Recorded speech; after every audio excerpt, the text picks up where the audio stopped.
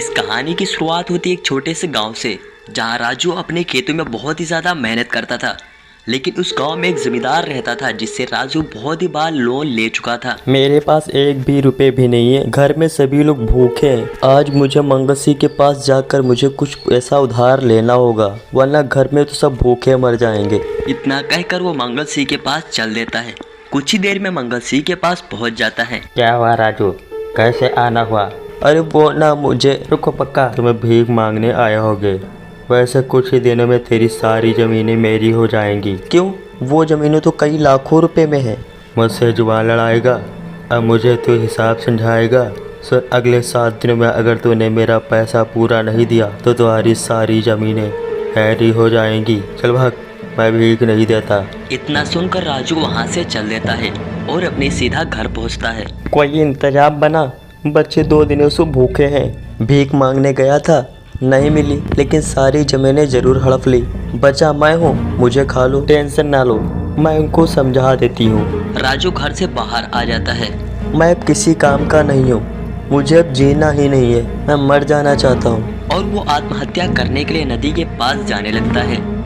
तभी उसे एक सोने का सिक्का दिखाई देता है, लेकिन राजू उसे इग्नोर करके आगे बढ़ने लगता है। तभी राजू के सामने एक बहुत ही खतरनाक भूत आ जाता है। राजू एकदम से डर जाता है। तुमने ये सोने का सिक्का क्यों नहीं उठाया? मैं गरीब हूँ लेकिन लालची नहीं। बहुत सही नहीं उठाया, वरना वही हाल होता।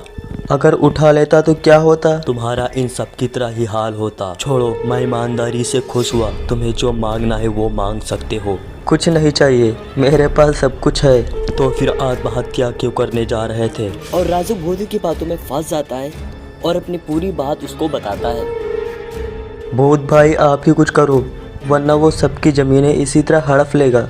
भूत उसे वो सोने का सिक्का दे देता है और जाने के लिए कहता है। राजू वहाँ से सीधे अपने घर पहुँचता है और नदी के पास हुई सारी बातें अपने बीवी को बताता है। क्या हमें भूतों की बातों पर विश्वास करना चाहिए? वहाँ पर भूत आ जाता है। सही कहा, तुम भूतों पे कैसे विश्वास कर सकते हो, लेकिन उस दुष्ट मंगल सिंह पर जरूर कर सकते हो। एक दिन मैं, मेरे पापा एक बड़े जमींदार हुआ करते थे। साथ ही एक मेरा बड़ा भाई था जो अपनी पत्नी के साथ शहर चला गया था। लेकिन इस मंगल सिंह के बच्चे ने मेरी सारी जमीनें चालाकी से हड़प ली और मेरे पापा को एक भिखारी बना दिया और हम लोग रोड पर आ गए। हमें मजबूरन उस नदी में आत्महत्या करनी पड़ी।